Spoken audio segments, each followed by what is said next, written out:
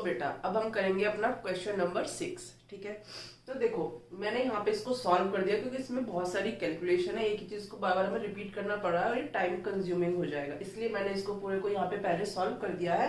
अब मैं आपको इसकी जो मेन चीजें हैं वो बता देती हूँ। ठीक है, जो मेन पॉइंट्स है हमें इस क्वेश्चन को ध्यान में रखने के लिए वो चीज हम लोग यहाँ डिस्कस करेंगे। ठीक है, तो देखो, name the quadrilateral formed if any by the following points.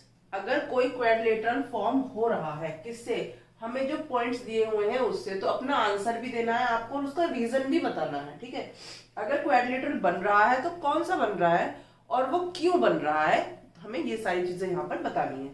ठीक है बेटा, तो इसके 3 पार्ट्स दिए हुए हैं, first part, second part and third part. ठीक, अब इसमें देखो बेटा क्या करना है, जो देखो ए बी सी डी मैंने माने हैं, ये पॉइंट 1 दे रखा है, ये दूसरा दे रखा है, ये तीसरा, ये चौथा। ठीक है, इसमें 4 कोऑर्डिनेट्स दिए हुए हैं, हमें बताना है कि क्या ये कोऑर्डिनेट अगर एक क्वाड्रिलेटरल को फॉर्म कर रहे हैं या नहीं कर रहे हैं। अगर कर रहे हैं तो कौन सा कर रहे हैं और उसका रीजन भी दीजिए कि ये वाला है तो इसलिए है। ठीक है, तो जब मैंने फर्स्ट क्वेश्चन को, हमने इसके फर्स्ट पार्ट को सॉल्व किया तो मैंने देखा कि जो साइड्स होती है ना सारी उसकी इक्वल आ रही है। ठीक है, और याद करो अभी हमने एक प्रीवियस क्वेश्चन किया हुआ था। ठीक है, तो बिल्कुल वही चीज हो गई कि मेरे पास चारों साइड्स बेटा क्या आई, मेरी इक्वल आई, वो आई 2√2 के। ठीक है, तो उसके बाद मुझे एक चीज समझ आ गई, यानी कि ये सारी साइड्स अगर इक्वल है तो हमारी जो इक्वल साइड्स होती है वो कौन कौन सी शेप की होती है, कौन से क्वाड्रिलेटरल की होती है।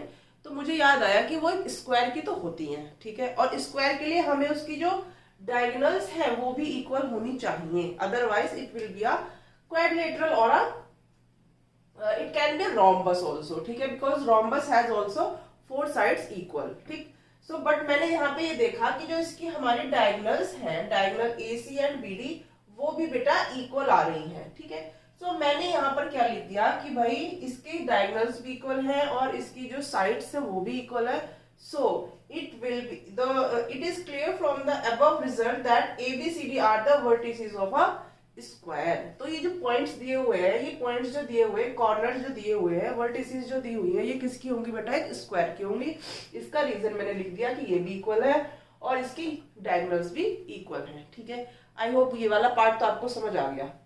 अब नेक्स्ट क्या है बेटा, देखो नेक्स्ट है इसमें जो पॉइंट्स दिए हुए हैं उससे मैंने फिर साइड्स फाइंड आउट करी। ठीक है, साइड्स तो हमें फाइंड आउट करनी ही पड़ेंगी और हम उसके वर्टिसेस को भी चेक करेंगे। पहले हम सिर्फ साइड्स को देख लेते हैं। देखो हमने यहाँ पर जब साइड्स को फाइंड आउट किया, सारी वैल्यूज को पुट किया, तो हमें पता चला कि उसकी एक भी साइड इक्वल नहीं है। बट ऐसा थोड़ी ना है कि अगर उसकी साइड्स इक्वल नहीं है तो वो क्वाड्रिलेटरल नहीं होगा। क्यों नहीं होगा, हो सकता है, बहुत सारे क्वाड्रिलेटर्स ऐसे होते हैं जिसकी चारों साइड डिफरेंट डिफरेंट लेंथ की होती हैं। ठीक है, तो यहाँ पर एक साइड्स तो इक्वल नहीं आई तो हमने फिर जो उसकी डायगोनल्स है उसकी बात ही नहीं की। ठीक है, क्योंकि उसकी कोई जरूरत नहीं पड़ी। इससे हम लोग बस ये कह सकते हैं कि एक यहाँ पर देखो जो साइड्स है, जो उसकी वर्टिसेस हैं, उससे जो क्वाड्रिलेटरल फॉर्म होगा उसका कोई नाम नहीं होगा, क्योंकि वो कोई भी क्वाड्रिलेटरल है बट उसका कोई स्पेसिफिक नाम नहीं है। क्योंकि अगर स्पेसिफिक नाम होता तो कुछ हमें सिमिलरिटीज दिखाई देती, कुछ प्रॉपर्टीज दिखाई देती जो कि हमें नहीं दिखाई दे रही है। ठीक, तो इसके लिए जो क्वाड्रिलेटरल है वो कैसा है, not a special quadrilateral like rhombus, rectangle, square, इस टाइप का नहीं है, इसीलिए हमने सिर्फ इसको क्या कहा, एक क्वाड्रिलेटरल ही बन रहा है।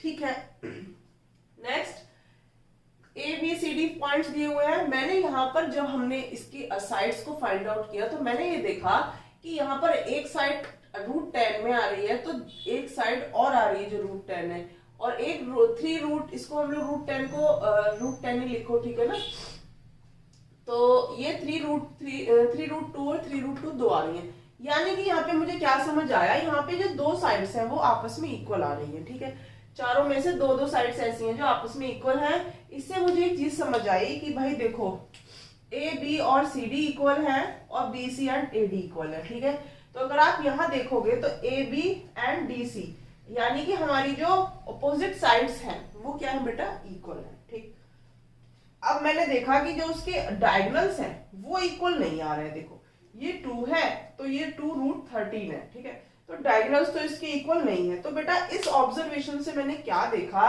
कि यहाँ पे जो वर्टिसेस हैं ये बेटा एक पैरेललोग्राम फॉर्म कर रही हैं। ठीक है, क्योंकि इसकी डायगोनल्स इक्वल नहीं है इसलिए हम इसे कोई पर्टिकुलर नाम नहीं देंगे, बट हाँ इट इज अ पैरेललोग्राम क्योंकि इसके आमने सामने की जो साइड्स हैं वो क्या है बेटा, एक दूसरे के इक्वल हैं। It can be a rectangle also, it can be a any parallelogram, ठीक है। सो बेटा इस तरीके से हम इन तीनों पार्ट्स में ऑब्जर्व करेंगे क्या चीज हमें कैसे दी हुई है। आई होप आपको ये क्वेश्चन समझ आ गया होगा क्योंकि मैंने इसमें कैलकुलेशंस को मतलब बहुत सारी कैलकुलेशन थी इसलिए मैंने इसको पहले से ही आपके लिए यहाँ पर नोट कर दिया था, ठीक है। अब हम करेंगे अपना क्वेश्चन नंबर 7।